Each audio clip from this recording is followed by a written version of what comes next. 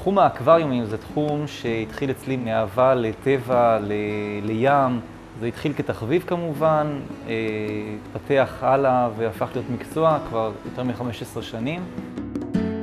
עשיתי הרבה מאוד פרויקטים מעניינים במשך השנים, כשההתמחות העיקרית היא אקווריומי ריף אלמוגים, שלטעמי זה האקווריומים הכי מעניינים והכי עשירים, גם מבחינת המבחר של הבעלי חיים וגם מבחינת הצורות הרבות שיש. למעשה היום יש לנו את הכלים ואת הידע לעשות אקווריומים ומערכות מים כמעט בכל גודל ובכל צורה. למעשה כל חלום שיש לכם, כל פנטזיה אפשר להגשים. אנחנו בריפטק החלטנו להקים אולם תצוגה ייחודי על מנת להראות ללקוחות מה ההבדלים בין האקווריומים השונים, כדי שיוכלו לראות מה הכי מתאים להם, גם למיקום שלהם, גם לטעם שלהם וגם לתקציב שלהם. אנחנו נשמח לארח אתכם באולם התצוגה הייחודי שלנו, וביחד נוכל לעצב ולתכנן את אקווריום החלומות שלכם.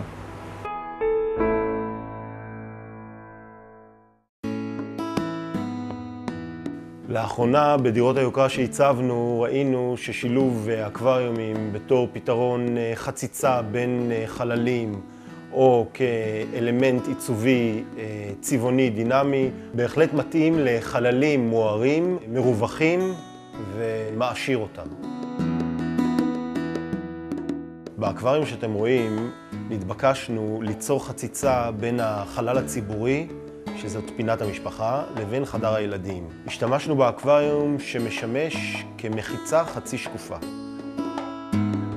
שילוב האקווריום עם הצבעוניות של הדגים שאנחנו יכולים לשלוט עליה, בעצם נותן לנו אפשרות לקומפוזיציה חיה שנמצאת בתוך החלל. בעצם זאת מין תמונה חיה, זזה כל הזמן.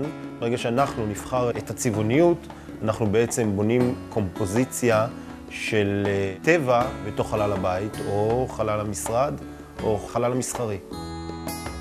שילוב האקווריום בחלל מאוד מאוד פשוט.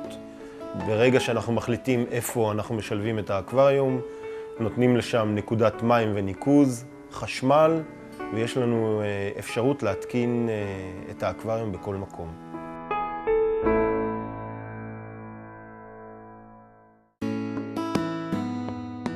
שמי חגית ג'ייקובס, אני מעצבת פנים ומומחית לפנג שווי. הפעם אספר לכם על תרומתם של האקווריום בסביבת החיים שלנו בהיבט של הפנג שווי. על פי תפיסת 5 היסודות, אדמה, מתכת, מים, אש ועץ, נחשב יסוד המים ליסוד בעל אנרגיית האין הגדולה ביותר. כאשר אני עורכת ייעוצים עבור לקוחותיי, על מנת לאזן את סביבת החיים שלהם, אני משתמשת לא פעם ביסוד המים.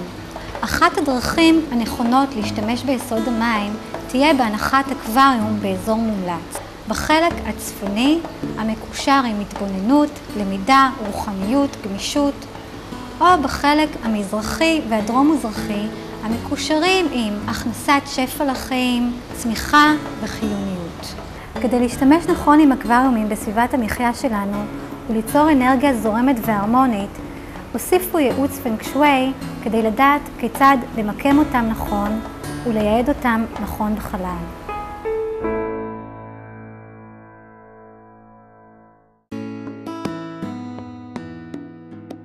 כל הסיפור של בכלל איך הכנסתי הביתה אקווריום התחיל אולי בצורה שהיא אנשים לא מצפים שככה זה התחיל. אני אף פעם לא הייתי פריק של אקווריומים. עם הזמן למדתי שזה הובי ממש שכיח, ושאפשר לבנות בו דברים מדהימים ומרתקים. ונכנסתי לתוך הסיפור מבלי שזה יהיה דבר מסובך ומורכב.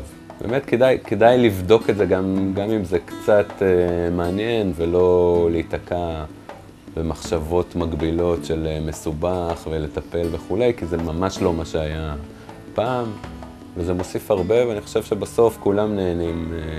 אתם, המשפחה, הילדים בוודאי שנהנים. זה הפתיע אותי כמה שזה סיפור פשוט, זה בניגוד למה שרוב האנשים חושבים כשהם רואים את הדבר הזה.